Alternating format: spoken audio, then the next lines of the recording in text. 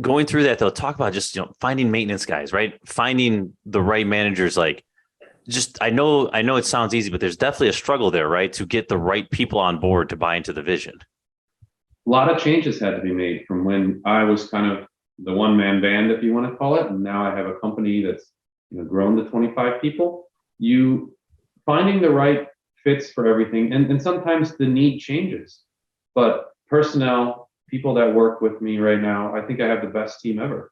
I'm so thankful for having the right people in the right places. And right now it's just a scalability where we need to continually grow.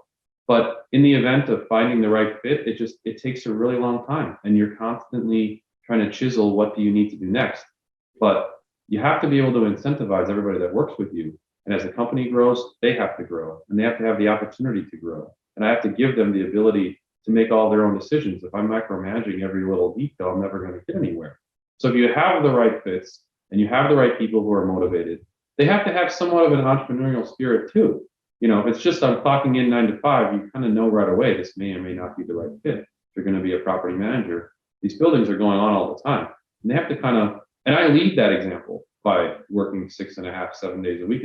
I'm constantly involved with some aspect of the business because that's just what I grew up with. That's what I've always been around.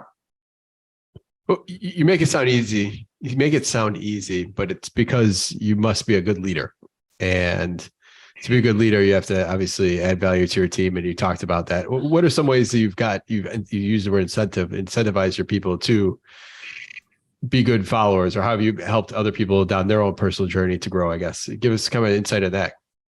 Well, I think if you're trying to incentivize, first, obviously, you've got to have some type of salary, a base salary with commissions, with benefits. That's what I've grown to. In talking to other people that are growing their companies, it's just tough to start off the way that maybe most people would do it. Let me just kind of pay you by the hour, and then whatever. There's not really a good way for people to say, well, I want to work a little bit harder. So switching to that type of a format and having pretty much everything that anybody would want, and having sort of ultimate flexibility. Nobody's ever tied to one thing or the other, but people do what they want to do, and I try and make sure that they're rewarded for that.